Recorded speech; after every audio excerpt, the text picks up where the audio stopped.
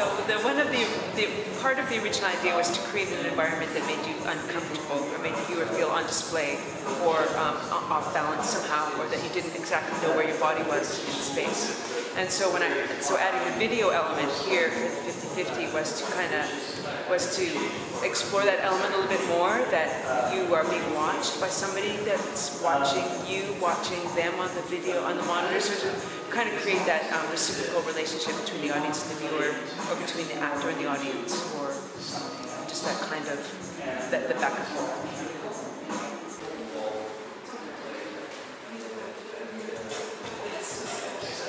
Because it's three-dimensional and it's space.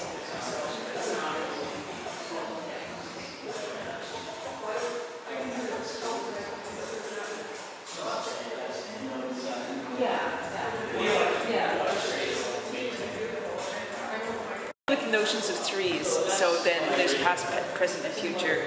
And in my own family, there's husband, son, and grandson. And then I also, so I was using that in Hamlet as well. There's Hamlet Senior who dies, there's Hamlet. And then there's the future that comes at the end of the play after Hamlet dies, and how he wants to be remembered in a certain way for posterity.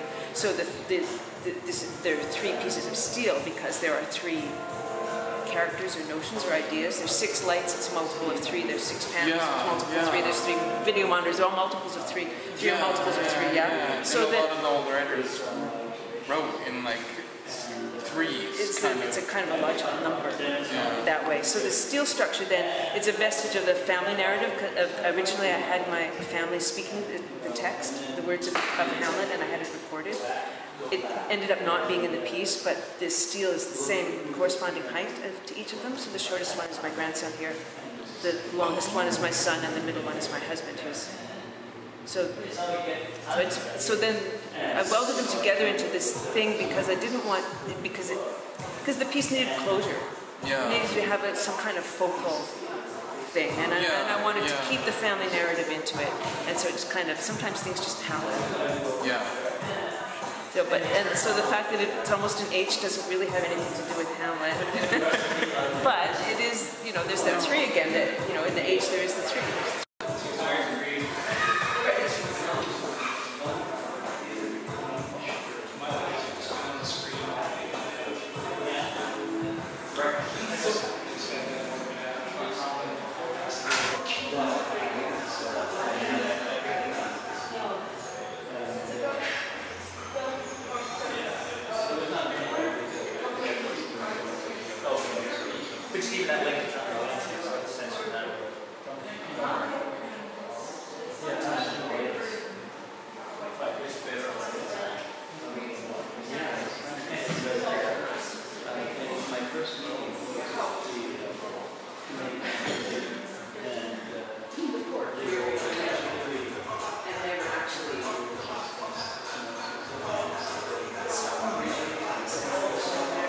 So I started with the title of the piece is the Hamlet panels, and I did start with the Shakespeare play, and I started out looking for ways to use my theatrical background and to extrapolate a visual idea from a theatrical text. So I started with Hamlet and started thinking about ways that I could conceptualize or interpret Hamlet in a visual way. And I chose to interpret it as basically as a family narrative, or as a drama that's played out on the public stage. So Hamlet plays out his private tragedy on the public stage because he's royalty. So our contemporary example would be Lady Diana, where her life and her death were just played out totally in public with no sense of privacy.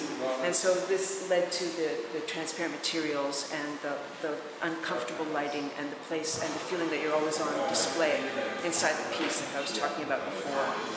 And that's really it in a nutshell. I mean, the idea that you can walk through the space and experience this kind of focal point, this steel structure in the middle, but not know exactly where you are at any given time. The lights that come from the side are disorienting. It's not where we expect the light source to be, and they all contribute to this notion of a private life being lived publicly.